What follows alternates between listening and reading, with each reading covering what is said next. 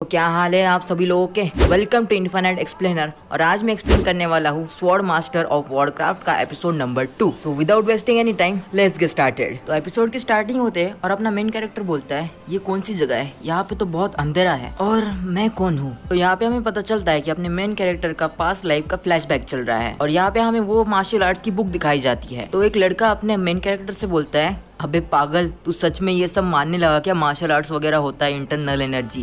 क्या तू आजकल बहुत ज्यादा एनिमे और मानवा पढ़ रहा है? तो वही दूसरा लड़का बोलता है भाई इसके तो पेरेंट्स ही नहीं है, ये तो बचपन से ही बेवकूफ है साला। और वहाँ पे सभी लोग उसको ऑर्फन यानी कि अनाथ अनाथ करके चिढ़ाते रहते हैं। और फिर एक लड़की हमारे मेन कैरेक्टर को बोलती है तुम क्या सोच रहे थे, तुम्हें लगा कि तुम 1-2 रोजेस दोगे और तुम मुझे प्रपोज कर सकते हो? जरा अपने आप को देखो और मुझे देखो, अगर मैं अपने दोस्तों के साथ वो बेट नहीं हारती ना तो मैं तुम्हारे आसपास भी नहीं भटकती। तो फिर हमारा मेन कैरेक्टर मन में ही बोलता है अच्छा तो वो बैठ हारी थी, मैंने तो कुछ गलत ही समझ लिया था, मुझे समझ जाना चाहिए था कि मुझे यहाँ पे कोई भी पसंद नहीं करता है। और यहाँ पे हमारा मेन कैरेक्टर दिन रात नेट कैफे में गेम ही खेलता रहता है और वो मन में ही सोचता है कि फ्रेंड्स तो मुझे कोई बनाना ही नहीं चाहता, अगर ये ऑनलाइन वाले भी मुझे एक बार देख ले तो शायद ये मुझे बी फ्रेंड कर दे। और उसी नेट कैफे में 2 बंदे अपने मेन कैरेक्टर के बारे में बात कर रहे होते हैं और फिर वो लड़का बोलता है अरे सुन, ये वही है ना जो कि दिन रात गेम खेलता रहता है साइबर कैफे में, मैंने सुना है कि 1 मंथ से यहाँ पे ही रह रहा है। हाँ भाई ये वही है, लोग इसे लेजेंड समझते हैं लेकिन ये लेजेंड नहीं है, ये तो बस एक लूजर है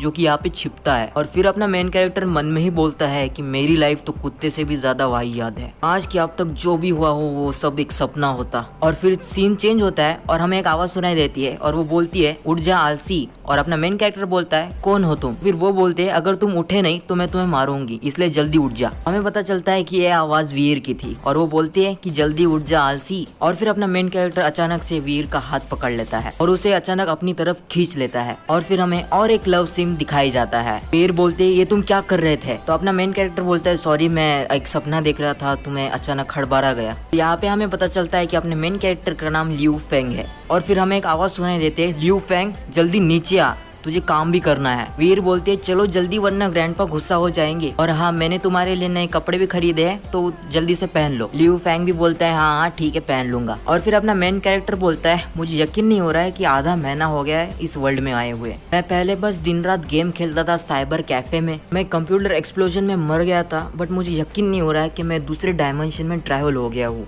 इस वर्ल्ड में आते ही मुझे बीस्ट ने हमला कर दिया, लेकिन अच्छा हुआ कि ग्रैंडपा और वीर मुझे मिल गए और उन्होंने मुझे बचाया और अब मैं उनके साथ रहता हूँ और उनके साथ काम करता हूँ। तो आप सभी लोग ये टायर सिस्टम अच्छे से समझ लीजिएगा क्योंकि ये बहुत इंपॉर्टेंट है। तो यहाँ पे हमें बताया जाता है कि मिडनाइट कंटिनेंट में कोई भी स्ट्रेंथ और मैजिक कल्टीवेट कर सकता है। तो कल्टीवेशन जो है वो 11 टायर्स में डिवाइडेड है। एक टायर ग्रैंड मास्टर है जो कि 9 टायर पे मिलता है और एक है सेंट जो कि 10 टायर पे मिलता है और एक है वेनरेबल जो कि हाईएस्ट टायर है। लेजेंड्स ये भी कहते हैं कि इससे भी हायर टायर्स होते हैं लेकिन अभी वहां तक कोई पहुंच नहीं पाया है। ज्यादातर लोग 3rd या 4th टायर ही होते हैं लेकिन ग्रैंडपा है 5th टायर स्वॉर्डमैन है। और वीर एक सेंट डिसिपल है जो कि लैंडी के अंडर आती है, जो कि एक प्रेसिडेंट है 1 ऑफ द 4 मेन एकेडमिक्स का। सेंट डिसिपल यानी कि वो टैलेंटेड लोग जिनके पास अपॉर्चुनिटी होती है कि वो सेंट रिले में घुस सके 40 साल के अंदर, और हमारी वेर उन्हीं में से एक है। और यहाँ पे फेंग बोलता है मुझे सच में यकीन था कि इंटरनल मार्शल आर्ट्स में कुछ है। जब मैं छोटा था तो मैंने बहुत हार्डवर्क किया, मैंने इसमें बहुत टाइम और इफोर्ट डाला ताकि ये कल्टीवेट हो सके, लेकिन इसमें रिजल्ट ही नहीं मिले। लेकिन हैरानी की बात ये थी कि ये टेक्निक इस वर्ल्ड में यूजेबल है। मुझे पता था कि इंटरनल मार्शल आर्ट्स में कुछ तो था लेकिन लोगों को लगता था कि ये स्कैम है इसके नाम से ही। इंटरनल मार्शल आर्ट्स का स्ट्रक्चर इस दुनिया के पावर से एकदम अलग है। क्या मैं सच में इस पावर को कल्टीवेट कर भी पाऊंगा? अर्थ में मेरे लिए अब तो कुछ रहा नहीं है, तो मेरे हिसाब से मेरे लिए ये वर्ल्ड ही सही है क्योंकि मेरे पास इस दुनिया में एक न्यू होप है। तो यहाँ वीर बोलते हैं आलस करना बंद करो और जल्दी से कपड़े पहनो। तो यहाँ पे वीर बोलते हैं मुझे लगा ही था कि ये तुम पे अच्छा लगेगा, तुम इसमें बिल्कुल एक मर्सिनरी की तरह लग रहे हो। मर्सिनरी यानी कि वो सोल्जर जो कि पैसे के लिए किसी से भी फाइट करता है। तो यहाँ पे फैंग बोलता है तुम मेरी तारीफ कर रही हो या मेरी बुराई? तो यहाँ पे वीर बोलते हैं तुम सच में एक बेवकूफ हो, तुम्हें ये बांधना भी नहीं आता, लाओ मैं तुम्हारे लिए करती हूँ। और यहाँ पे फैंग मन में ही बोलता है वेयर बहुत ही क्यूट है और ये मुझे कितने अच्छे से बात करती है। आज तक किसी भी लड़की ने मुझे इतनी अच्छी तरह से बात नहीं की। तो यहाँ पे सीन चेंज होता है और हमें दिखाते हैं एक बार, और एक आदमी बोलता है वीर मेरी बोतल खाली हो गई है, प्लीज मेरे लिए एक दूसरी बोतल लाओ। वीर मेरी बियर कहाँ है, वीर मुझे एक बोतल ऑफ सीडर देना। तो वीर बोलती है हाँ ला रही हूँ 1 मिनट रुको। और यहाँ पे फेंग बहुत सारे मग के साथ बाहर जा रहा होता है और तभी एक मग गिरने वाला होता है कि वीर आके उस मग को बचा लेती है गिरने से, और वो बोलती है तुम्हें इतने सारे ग्लास एक साथ कैरी नहीं करने चाहिए, अगर एक गलती से टूट गया तो यहाँ पे फेंग बोलता है मुझे जल्दी जल्दी करना पड़ेगा क्योंकि बहुत सारे कस्टमर है और अगर मैंने जल्दी नहीं की तो ग्रैंडपा मुझे मारेंगे बहुत। तो फेंग यहाँ पे बोलता है फाइनली आज का काम खत्म हुआ,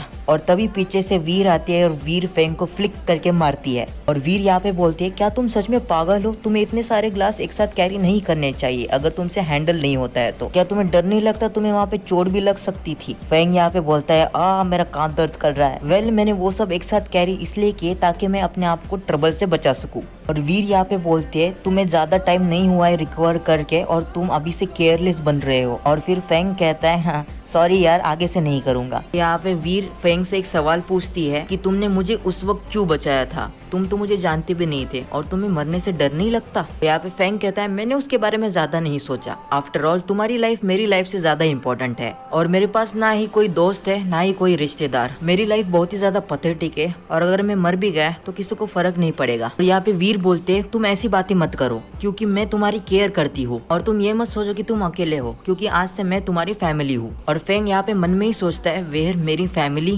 क्या मैं सच में इस फैमिली का पार्ट बन सकता हूँ। ये बहुत ही अच्छा लगा मुझे सुन के। और यहाँ पे फेंग खुशी खुशी यस बोल देता है, लेकिन तभी वहाँ कुछ लोग आ जाते हैं और वो लोग वेर और फेंग को आवाज देते हैं। तो वहाँ पे एक लड़का रहता है, वो बोलता है कि ये कौन है और वो ये भी बोलता है कि मेरे फियांसे से दूर रहे। फियांसे शब्द सुन के फेंग के होश उड़ जाते हैं और यहाँ पे फेंग वीर से पूछता है वीर क्या तुम इसकी फियांसे हो। तो वीर तुरंत ना बोल देती है। वीर बोलती है फेंग तुम पीछे हट जाओ मैं इसको हैंडल करती हूँ। तो वो लड़का बोलता है वीर ये कौन है, क्या ये तुम्हारे एक शॉप पे काम करता है। भूलो मत कि तुम एक सेंट डिसिपल हो जो कि पर्सनली लैंड डी ने चूज किया है, द प्रेसिडेंट ऑफ लैंड जिंग एकेडमी। तुम्हें इन लोअर क्लास वाले लोगों के साथ नहीं रहना चाहिए क्योंकि ये तुम्हारे स्टेटस पे अफेक्ट करता है। ये कोई लोअर क्लास का नहीं है, ये मेरा फैमिली गेस्ट है और तुम्हें इससे कोई लेना देना नहीं है। लिए नू मैं फिर से एक बार बोल रही हूँ, मैं कभी भी तुम्हारी फियांसे नहीं बनूंगी। ये सुनने के बाद नुओ बहुत ज्यादा गुस्सा हो जाता है। तो यहाँ पे नुओ का बॉडीगार्ड उससे कहता है यंग मास्टर आप भूले मत कि ओल्ड मास्टर ने क्या कहा था। तो नुओ कहता है वीर गुस्सा मत हो, मैं तो तुम्हारी बस चिंता कर रहा हूँ, क्या होगा अगर इस ऐसे लोगों ने तुम्हारे साथ स्कैम किया, और तुम फायदे में रहोगी अगर तुम मुझसे अच्छे से बात करोगी और मेरा मैरिज प्रपोजल रिजेक्ट नहीं करोगी क्योंकि तुम तो जानती हो इस सिटी के मेयर मेरे फादर है। ये सुन के फेंग भी हैरान हो जाता है और मन में ही कहता है इसका फादर मेयर है। यहाँ पे वेर कहते हैं इसे इग्नोर करो, चलो हम चलते हैं। और यहाँ पे नुओ बोलता है वेर भूलना मत, अगर तुम मुझसे शादी करोगी तो तुम्हें मेरे फादर का सपोर्ट तो मिलेगा ही, साथ में फंड्स भी मिलेंगे ताकि तुम लैंग जिंग एकेडमी में स्टडी कर पाओ। लैंग जिंग एकेडमी में बहुत सारे इलाइट स्टूडेंट्स है और वो बहुत ही ज्यादा रिच और रॉयल फैमिली से आते हैं, वो तुम्हारे तरह लोअर क्लास वाले नहीं रहते हैं। मुझे पता है कि तुम्हें अच्छा नहीं लगेगा कि तुम एक लोअर क्लास दिखो दूसरे डिसिपल्स के सामने। तो यहाँ पे फेंग बोलता है यार तुम तो एकदम घटिया आदमी हो, मुझे यकीन नहीं हो रहा है कि तुम तुम्हारा फैमिली बैकग्राउंड यूज कर रहे हो ताकि तुम इससे शादी कर सको, तुम बस इसे ह्यूमिलिएट कर रहे हो और कुछ नहीं। और यहाँ पे वो बॉडीगार्ड कहता है यंग मास्टर हमने बहुत बातचीत कर ली है, हमें इससे डील करने दीजिए। ठीक है लेकिन उसे जल्दी मत मारना, उसे भी तो पता चलना चाहिए कि मेरे खिलाफ बोलने वालों का क्या हाल होता है। तो यहाँ पे सभी बॉडीगार्ड्स एक साथ हमला कर देते हैं। फेंग वीर को पकड़ता है और अपना special internal martial art use करता है स्टॉर्म विंड स्टेप्स और बोलता है क्या तुम्हें सही में लगता है कि तुम मुझसे फाइट कर सकते हो। एक ऐसा यंग मास्टर जो कि अपने पावर का गलत फायदा उठाता है, दूसरे को बुली करता है और अपने साथ 3-4 चमचे रखता है, देखकर ही हंसी आती है। क्या तू अपने दम पे कुछ कर भी सकता है,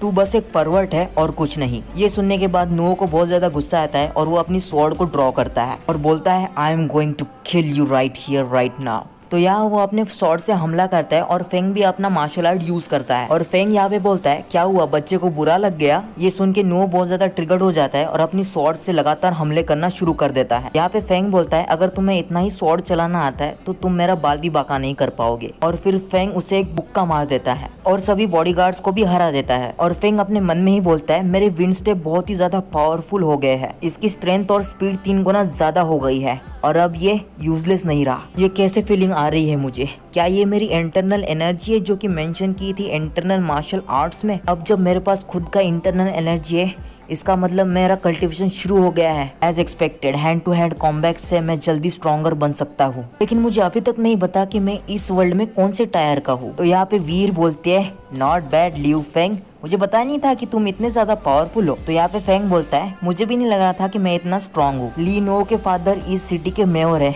तो वो हम पे रिवेंज लेने तो नहीं आएंगे ना। यहाँ पे वेयर बोलती है आने दो, आते हैं तो वही गलत है, और अगर मेयर ने हमारे खिलाफ कुछ किया तो मैं प्रेसिडेंट लैंडी को बता दूंगी। तो यहाँ पे फेंग बोलता है चलो सही है ये भी। तो यहाँ पे फेंग वीर का हाथ पकड़ता है और बोलता है कि उनके बारे में भूल जा, चलो हम कहीं बाहर चलते हैं। अगर ग्रैंडपा ने देख लिया कि उनके पब के सामने इतने सारे बेहोश लोग हैं तो वो हमें छोड़ेंगे नहीं। और यहाँ पे वीर मन में ही बोलते हैं इसके पास ना ही मैजिक है ना ही स्ट्रेंथ, लेकिन मुझे ऐसा क्यों महसूस होता है कि मैं इसके साथ रहूंगी तो मैं सेफ रहूंगी। और फेंग ने तो 4th टायर के सोल्जर के साथ अभी लड़ाई भी की है, और वो तो कल्टीवेटेड भी नहीं है, और अभी जो इसने टेक्निक यूज की थी वो टेलीपोर्टेशन की तरह लग रही थी। आखिर तुम हो कौन? खैर छोड़ो, वो सब इम्पोर्टेंट नहीं है। और यहाँ पे वेर बोलते हैं चलो मार्केट प्लेस पर चलते हैं, मैंने सुना है कि वहाँ कुछ नई चीजें आई है।